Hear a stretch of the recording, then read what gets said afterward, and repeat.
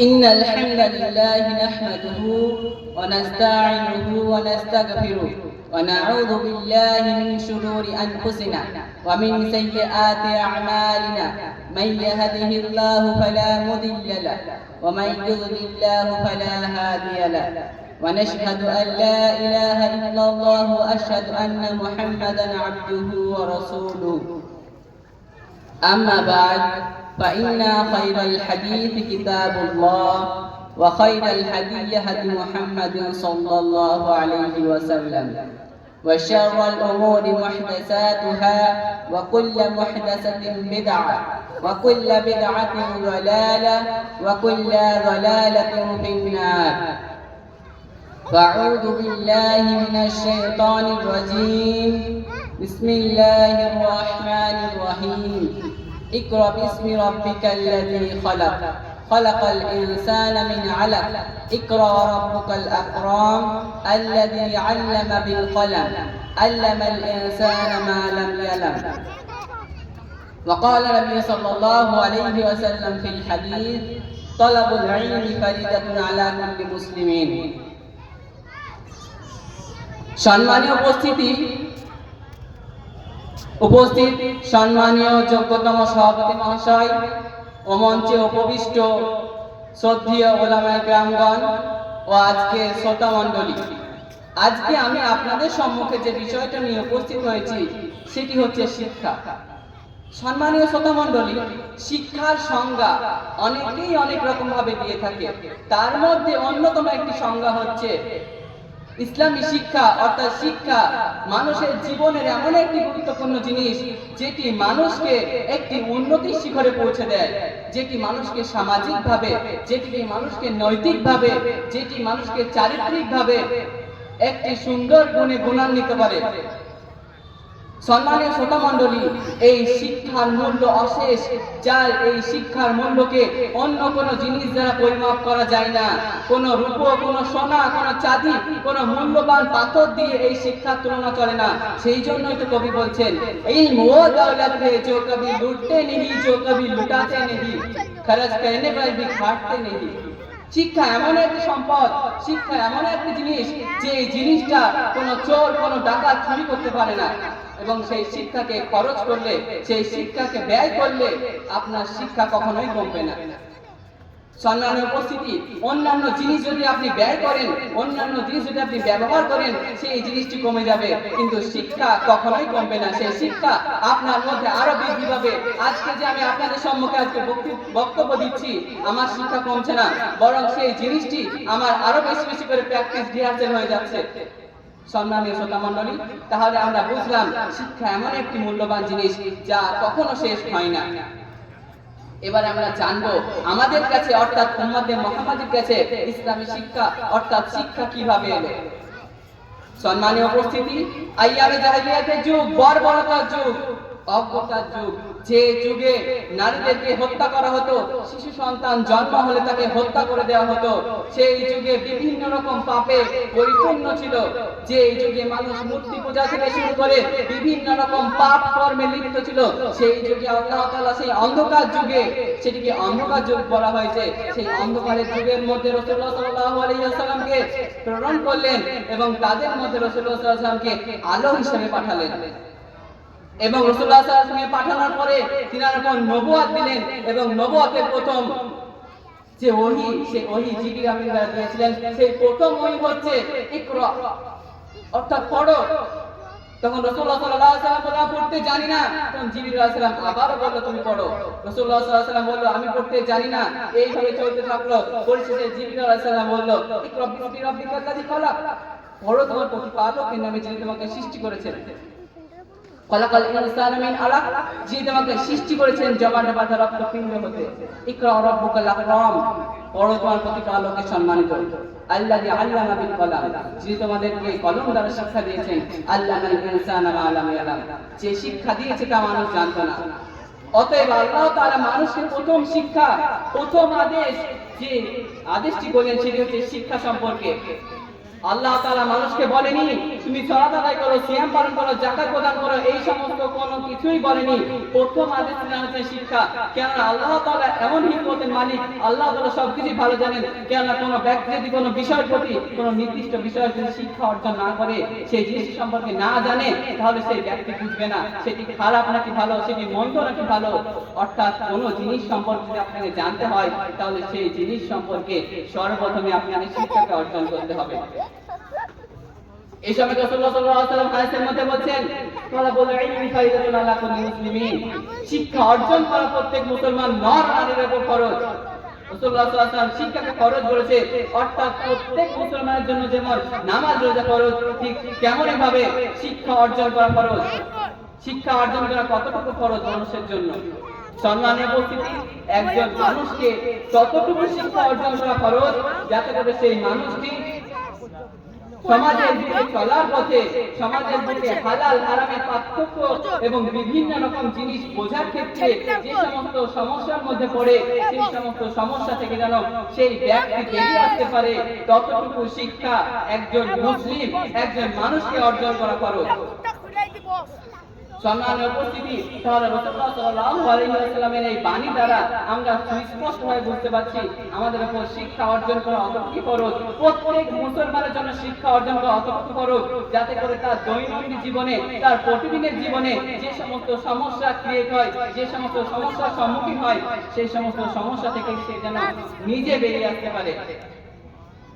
সম্মানের উপস্থিতি, শিক্ষা এক অমূল্য রত্ন, যে শিক্ষার দ্বারা একটি বর্বর জাতি উন্নতির শেষ শিখরে পৌঁছে যেতে পারে। যে শিক্ষা দ্বারা একটি দুর্বল মানুষ তার জ্ঞানের মাধ্যমে শক্তিশালী হয়ে উঠতে পারে। একটি জাতি, দুর্বল জাতি তার শিক্ষার দ্বারা শক্তিশালী হয়ে উঠতে পারে। এই শিক্ষার উদাহরণ হচ্ছে আজ বর্তমানে মানুষ চাঁদে পা রেখে প্রমাণ করেছে, আজ মানুষ মঙ্গলে পা রেখে প্রমাণ করেছে শুধুমাত্র শিক্ষার মাধ্যমে। অর্থাৎ মানুষ যদি শিক্ষাকে না অর্জন করত, তাহলে হয়তো এই সমস্ত কাজ আজ মানুষ সহজে করতে পারতো না, পারতই না, যদি শিক্ষা অর্জন না করতো বা শিক্ষা গ্রহণ না করতো। সম্মানীয় শ্রোতা মণ্ডলী, তাহলে আমরা বুঝতে পারলাম শিক্ষার গুরুত্ব। এই ব্যাপারে ইংরেজি একটি কথা আছে, education is the backbone of a nation. শিক্ষা হচ্ছে জাতির মেরুদণ্ড, শিক্ষাই হচ্ছে জাতির মেরুদণ্ড। অর্থাৎ একজন মানুষের যদি মেরুদণ্ড না থাকে, তাহলে সেই মানুষটি সমাজের বুকে সুষ্ঠুভাবে সোজাভাবে চলতে পারে না। ঠিক অনুরূপ ভাবে যদি কোনো ব্যক্তির মধ্যে শিক্ষা না থাকে, তাহলে সেই ব্যক্তি সমাজের মধ্যে বিশ্ব দরবারে সেই মানুষটি সোজাভাবে চলতে পারবে না। সেই জাতি, যে জাতি শিক্ষা গ্রহণ করবে না, সেই জাতি বিশ্ব দরবারে মাথা উঁচু করে বাঁচতে পারবে না। সম্মানীয় উপস্থিতি, এই গেল শিক্ষার নমুনা। এই ব্যাপারে শিক্ষিত এবং অশিক্ষিত ব্যক্তিদের মধ্যে অনেক পার্থক্য রয়েছে। এই ব্যাপারে আল্লাহ তাআলা বলেন, কোরআনের মধ্যে বলছেন, কুল হাল ইয়াসতাবিল্লাযীনা ইয়া'লামুনা ওয়াল্লাযীনা লা ইয়া'লামুন ইন্নামা ইয়াতাযাক্কারু উলুল আলবাব। হে নবী, আপনি বলে দিন, যারা শিক্ষিত এবং যারা অশিক্ষিত তারা কখনোই সমান নয়। অর্থাৎ যারা শিক্ষা গ্রহণ করে আর যারা শিক্ষা গ্রহণ করে না, সেই সব ব্যক্তি কখনোই সমান নয়। নিশ্চয় শিক্ষিত ব্যক্তি উপদেশ গ্রহণ করে থাকে। আল্লাহ তাআলা শিক্ষিত ব্যক্তি এবং অশিক্ষিত ব্যক্তির মধ্যে পার্থক্য বর্ণনা করার জন্য আল্লাহ তাআলা অন্যত্র আরো বলেন, ওয়ামা ইয়াস্তাবিল আ'মা ওয়াল বাসীর, অন্ধ ব্যক্তি এবং চক্ষুমান ব্যক্তি কখনোই সমান হতে পারে না। ওয়ালা যুলমাতু ওয়ালা নূর, ছায়া এবং অন্ধকার এবং আলো কখনোই সমান হতে পারে না। ওয়ালা দিল্লু ওয়ালা হারুর, এবং ছায়া রোদ্দুর কখনোই সমান হতে পারে না। ঠিক অনুরূপ ভাবে আল্লাহ তাআলা বলেন, যেরকম ভাবে আলো অন্ধকার সমান হতে পারে না, ঠিক অনুরূপ ভাবে শিক্ষিত ব্যক্তি এবং অশিক্ষিত ব্যক্তি কখনোই সমান হতে পারে না। সম্মানীয় উপস্থিতি, তাহলে আমরা বুঝলাম শিক্ষিত ব্যক্তির মর্যাদা একটি আলাদা রয়েছে। তাই আপনাদের সকলের জন্য শিক্ষা অর্জন করা ফরজ। সম্মানীয় উপস্থিতি, এবারে আমরা জানবো আমরা শিক্ষা গ্রহণ করব, কিন্তু শিক্ষা গ্রহণের ক্ষেত্রে আমরা কিভাবে শিক্ষা গ্রহণ করব, কাকে আইডিয়াল হিসেবে গ্রহণ করব, কাকে আদর্শ মানব শিক্ষা গ্রহণের ক্ষেত্রে, কাকে মডেল হিসেবে গ্রহণ করব। এই সম্পর্কে একটি উত্তর, সেটি হলো মুহাম্মদ রাসূলুল্লাহ সাল্লাল্লাহু আলাইহি ওয়াসাল্লাম। তিনিই হচ্ছেন আমাদের আদর্শ, তিনিই হচ্ছেন আমাদের আইডিয়াল, তিনিই হচ্ছেন আমাদের model. He is the perfect man in the world. he is the perfect man in the world, as a father, as a teacher, as a society, তিনি হচ্ছেন আমাদের জন্য পারফেক্ট ম্যান, তিনি হচ্ছেন আমাদের জন্য সুপারম্যান, একজন বাবা হিসেবে, একজন শিক্ষক হিসেবে, একজন সমাজ সেবক হিসেবে। অর্থাৎ সম্মানিত শ্রোতা মণ্ডলী, শিক্ষা গ্রহণের ক্ষেত্রে আজকে আমাদেরকে রাসূলুল্লাহ সাল্লাল্লাহু আলাইহি ওয়াসাল্লামকে পুঙ্খানুপুঙ্খভাবে অনুসরণ করতে হবে। তাহলে আমরা হয়তো সঠিক শিক্ষায় শিক্ষিত হতে পারবো। কেন এই সময় আল্লাহ তাআলা বলেন, লাকাদ কানা লাকুম ফি রাসূলিল্লাহি উসওয়াতুন হাসানাহ, তোমাদের মধ্যে রাসূলুল্লাহ সাল্লাল্লাহু আলাইহি ওয়াসাল্লামের মধ্যে রয়েছে উত্তম আদর্শ। অর্থাৎ রাসূলুল্লাহ সাল্লাল্লাহু আলাইহি ওয়াসাল্লামকে অনুসরণ করতে হবে, তাহলেই আমরা সঠিক শিক্ষায় শিক্ষিত হতে পারবো। কিন্তু আজ বর্তমানে আমরা শিক্ষা থেকে বিমুখ হয়ে যাচ্ছি, শিক্ষাকে, রাসূলুল্লাহ সাল্লাল্লাহু আলাইহি ওয়াসাল্লামের কথাকে, আল্লাহর কথাকে অবমাননা করছি, অবাধ্যতা করছি এবং শিক্ষা থেকে পিছুপা হয়ে যাচ্ছি। আজ বর্তমানে ইসলামী শিক্ষা বিলুপ্তির পথে, কারণ আজকে বর্তমান মানুষ এই শিক্ষাকে অবমাননা করছে, শিক্ষা থেকে বিমুখ হয়ে গিয়েছে। এই জন্যই আজকে শিক্ষা বিলুপ্তির পথে। সম্মানিত শ্রোতা মণ্ডলী, আজকের বর্তমান ট্রেন্ড জেনারেশন আলফা, অর্থাৎ জেনারেশন আলফা বলতে বোঝানো হয়েছে 2013 থেকে নিয়ে 2024 সাল পর্যন্ত যে বাচ্চা কাচ্চা ওই টাইমের মধ্যে জন্ম নিয়েছে, সেই জেনারেশনটাকে বলা হচ্ছে জেনারেশন আলফা। সম্মানিত শ্রোতা মণ্ডলী, আপনি যদি জেনারেশন আলফার দিকে তাকান তাহলে বুঝতে পারবেন তাদের ক্ষেত্রে শিক্ষা অর্জনের জন্য একটি বড় বাধা হচ্ছে ইন্টারনেট, সোশ্যাল মিডিয়া, এআই থেকে শুরু করে বিভিন্ন রকম অনলাইন প্ল্যাটফর্ম। আজ বর্তমানে বাচ্চাগণ যে শিক্ষা অর্জন করা উচিত সেই শিক্ষাকে অর্জন করা বাদ দিয়ে তারা ইন্টারনেটের মধ্যে মুখ বুজে বসে থাকছে, তাদের হাতে স্মার্টফোন তুলে দিচ্ছে তাদের বাবা মা। সম্মানীয় শ্রোতা মণ্ডলী, আপনি যদি এর পার্থক্য দেখতে চান তাহলে আজ থেকে মাত্র 15 থেকে 20 বছর পিছনে যান এবং সেখানে দেখুন একজন পিতামাতা যখন একজন সন্তানকে জন্ম দিত, সেই জন্ম দেওয়াটাই সেই পিতামাতার একমাত্র কাজ ছিল না।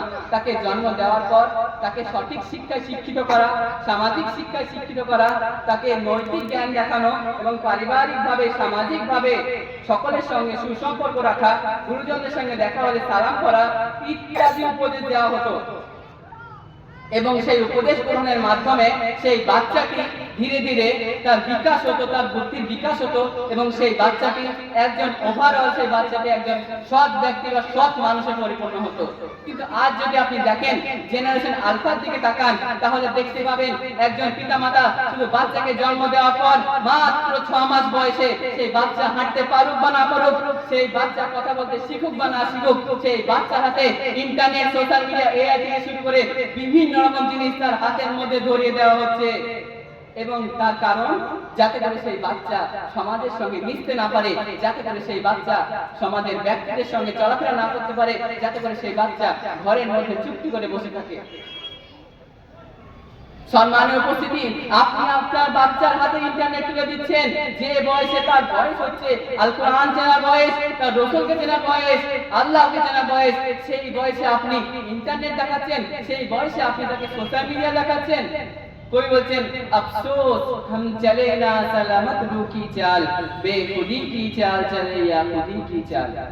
সম্মানীয় উপস্থিতি, যে বয়সে বাচ্চার কাজ হচ্ছে তার পিতার হাত ধরে মাঠে ঘাটে ঘুরে বেড়ানো, তার মায়ের কোলে বসে থাকা, তার দিদার সঙ্গে বা দাদির সঙ্গে সমাজের সমস্ত কিছু চলন বলন থেকে শুরু করে নৈতিক জ্ঞান শেখা, যে বয়সে একজন বাচ্চার সামাজিক জ্ঞান শেখার কথা, সেই বয়সে আপনি তার হাতে ইন্টারনেট তুলে দিচ্ছেন।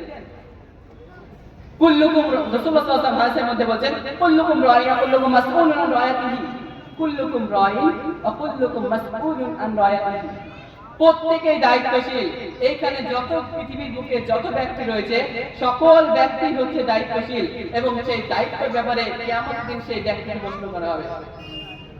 অর্থাৎ আপনি আজকে আপনার বাচ্চাকে ইন্টারনেট ধরে দিচ্ছেন, সোশ্যাল মিডিয়া ধরে দিচ্ছেন, সেই বাচ্চা এবং আল্লাহ তাআলা আপনাকে কিয়ামতের দিন প্রশ্ন করবে, কেন তুমি তোমার বাচ্চার হাতে ইন্টারনেট তুলে দিয়েছিলে, কেন তুমি তোমার বাচ্চার হাতে সোশ্যাল মিডিয়া তুলে দিয়েছিলে? তখন আপনি কি জবাব দিতে পারবেন? তখন আল্লাহ তাআলা বলবে বা সেই বাচ্চা বলবে, যদি আমাকে ইন্টারনেট বাদ দিয়ে বিপরীত রাস্তাকে বেছে নিতেন, অতঃপর ইসলামিক রাস্তাকে বেছে দিতেন, তাহলে হয়তো আজকে আমি জাহান্নামী হতাম না। তাহলে ভাবুন, একজন পিতা একজন কবি বলছেন বা একটি কথা প্রবাদ চালু আছে, শিশু শিক্ষা আগে হলেও শিশু শেখে মায়ের কোলে। শিশুর পুঁথিগত শিক্ষা স্কুল থেকে শুরু হলেও শিশু সর্বপ্রথম শিক্ষা শিখে মায়ের কাছে। সেই মা যদি তাকে নৈতিক জ্ঞান না দেয়, সেই মা যদি তাকে সামাজিক জ্ঞান না দেয়, তাহলে সেই শিশু কখনোই উন্নতি হবে না, সেই শিশু তার মায়ের মতো হবে। অর্থাৎ আপনি যে সমস্ত চ্যানেল পল্লীগ্রাম টিভি অফিসিয়াল টাইপের বিভিন্ন রকম ইন্টারনেটে চ্যানেল রয়েছে, সেই সমস্ত চ্যানেল যখন বাচ্চাকে দেখাচ্ছেন, তখন বাচ্চা সেই সমস্ত চ্যানেলকে আদর্শ হিসেবে গ্রহণ করবে। কেননা শিশুরা হচ্ছে কাদামাটির ন্যায়, আপনি যেরূপ ভাবে গড়াবেন সে সেইরূপ ভাবে গড়বে। আপনি সেই কাদার দিকে তাকাবেন, যখন একজন কুমোর সেই কাদাটাকে নিয়ে একটি মাটির কলসিও তৈরি করতে পারে, একটি মাটির পাত্র তৈরি করতে পারে, একটি মাটির টবও তৈরি করতে পারে, ঠিক অনুরূপ হচ্ছে বাচ্চা। সেই বাচ্চা বয়সে সেই বাচ্চাটিকে আপনি যে রূপ ভাবে গড়ে তুলবেন সেই রূপ ভাবে সে গড়ে উঠবে। আপনি যদি ইন্টারনেটের ওই সমস্ত বিভিন্ন রকমের নির্দিষ্ট টাইপের ভিডিও দেখান, তাহলে সেই বাচ্চাটি মনে করবে এটাই আমার পৃথিবী, এবং সেই বাচ্চাটি তাদেরই অনুসরণ করার চেষ্টা করবে, কখনোই রাসূলুল্লাহ সাল্লাল্লাহু আলাইহি ওয়াসাল্লাম অনুসরণ করবে না। তাই সম্মানীয় উপস্থিতি, আপনাদের সকলকে বলতে চাই, আপনারা বাচ্চাদেরকে সঠিক শিক্ষায় শিক্ষিত করুন এবং আল্লাহকে জানান, তার রাসূলকে জানান। আপনারা এই সমস্ত ইন্টারনেটের বিভিন্ন রকম খারাপ ওয়েবসাইট অ্যাপকে দেখাবেন না। 2025 ফেব্রুয়ারি মাসে একটি সার্ভে অনুযায়ী বলা হচ্ছে, পৃথিবীর বুকে বিশ্ব জগতের মধ্যে ভারত দ্বিতীয় নম্বরে রয়েছে ইন্টারনেট ব্যবহারকারীর মধ্যে। অর্থাৎ ভারতের মধ্যে পৃথিবীর সর্বাধিক একটি অন্য দেশ রয়েছে, তার দ্বিতীয় নম্বরে রয়েছে ভারত। ভারত এই বছরে 2025 তথ্য অনুযায়ী 806 মিলিয়ন ভারতের ইউজার রয়েছে। অর্থাৎ ভারতবর্ষে 806 মিলিয়ন ব্যক্তি ইন্টারনেট ইউজ করছে, তার মধ্যে অধিকতম বাচ্চা রয়েছে। এবং এই বাচ্চারা সোশ্যাল মিডিয়া ব্যবহার করার পরে তারা আজ বিভিন্ন রকম অপরাধমূলক কাজে জড়িয়ে যাচ্ছে। সাইবার ক্রাইম থেকে শুরু করে সাইবার বুলিং এবং আরো অন্যান্য বিভিন্ন রকম অনলাইন ফ্রড গেম থেকে শুরু করে বিভিন্ন রকম আজকে খারাপ জিনিসে অনলাইনে জড়িয়ে যাচ্ছে। সম্মানীয় উপস্থিতি, তাই বলছি বাচ্চাদেরকে এই সমস্ত সোশ্যাল মিডিয়ার অ্যাপ ওয়েবসাইট থেকে সরিয়ে তাদেরকে সঠিক শিক্ষায় শিক্ষিত করুন।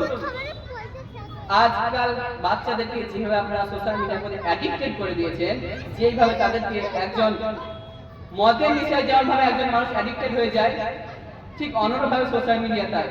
সেই সোশ্যাল মিডিয়ার অ্যাপ ওয়েবসাইট ইউজ করার ফলে তার মানসিক যে ভারসাম্য সেটিকে সে হারিয়ে ফেলে এবং অল্প কিছুদিনের মধ্যে সেই বাচ্চাটিকে দেখা যায় সেই বাচ্চাটি পরিবারের সঙ্গে বিভিন্ন রকম খারাপ ব্যবহার করছে, তার মায়ের সঙ্গে খারাপ ব্যবহার করছে, তার মেজাজ রুক্ষ হয়ে যায়, অল্প কথায় লেগে যায়। তখন আমরাই বলি বাচ্চাটা অত্যন্ত খারাপ হয়েছে, কিন্তু তার দোষ কার? সেই পিতামাতা, যে পিতামাতা তাকে 6 মাস বয়সে ইন্টারনেট পড়িয়ে দিয়েছিল। कोई बोलते हंसी आती है मुझे हसरत इंसान पर, हंसी आती है मुझे हसरत इंसान पर, गुनाह करता है खुद लानत भेजता है शैतान पर। মানে মানুষ আজকে নিজে অপরাধ করছে এবং সেই অপরাধের দোষ সেই সন্তানের দিকে চাপাচ্ছে। সেই জন্য কবি বলছেন হাসি আতি হে মুঝে, নিজে অপরাধ করছে এবং নিজের অপরাধকে ঢাকার জন্য সেই বাচ্চার উপর দোষ দিচ্ছে। অতএব সেই মা, সেই বাবা তাকে যদি ছোট থেকে নৈতিক শিক্ষা শিক্ষিত করত, তাহলে হয়তো আজ সেই বাচ্চা এই খারাপ কাজে জড়িত হতো না। সম্মানীয় উপস্থিতি, আজ বাচ্চারা ইন্টারনেটের খারাপ ইউজের ফলে আপনারা যার প্রমাণ জলজান্ত ভাবে দেখতে পাচ্ছেন। আজকের জেনারেশন আলফা ছেলেপেলে যেভাবে তাদের সমাজের সঙ্গে চলাফেরা করছে, গুরুজনের সাথে যে ব্যবহার করছে এবং তার মায়ের সঙ্গে যে ব্যবহার করছে, তাদের মধ্যে নীতি নৈতিকতা থেকে শুরু করে সামাজিক জ্ঞান পুরো জিরো। তার বাবা মা তাকে ইসলামিক শিক্ষা তো দেয়নি, ইসলামী শিক্ষা দেওয়ার বদলে তাকে ইন্টারনেটের শিক্ষা দিয়েছে। তাই একজন কবি বলছেন কামা তুদিনি তুদান, কামা তুদিনি তুদান, যেমন করো তেমন ফল। আপনি আজকে আপনার সন্তানকে যেমন ভাবে গড়ে তুলবেন, আপনি ঠিক তার ফল আজ না হলে আজ থেকে 5 বছর পর, আজ থেকে 10 বছর পর সেই ফলটাকেই পাবেন। অর্থাৎ সম্মানিত শ্রোতা মণ্ডলী, আপনাদের কাছে একটাই আবেদন, আপনারা আপনাদের সন্তানকে ইসলামের শিক্ষায় শিক্ষিত করুন। যতটুকু শিক্ষা ইসলামে ফরজ করা হয়েছে, আপনি যদি সম্পূর্ণ শিক্ষা না দিতে পারেন, তাহলে সেই সন্তানটিকে ইসলামের প্রাথমিক শিক্ষা অর্থাৎ বেসিক শিক্ষাটুকু দেওয়ার চেষ্টা করেন। এবং নিজেও একজন পরিপূর্ণ শিক্ষায় শিক্ষিত হন। এই বলে আমি আমার বক্তব্য ইতি করছি। ওমা আলাইনা ইল্লাল বালাগ ওয়া আখিরু দাওয়ানা আলহামদুলিল্লাহি রাব্বিল আলামিন সুবহানাকা রাব্বিল ইজ্জাতি আম্মা ইয়াসিফুন আসসালামু আলাল মুরসালিন আলহামদুলিল্লাহি রাব্বিল আলামিন। আসসালামু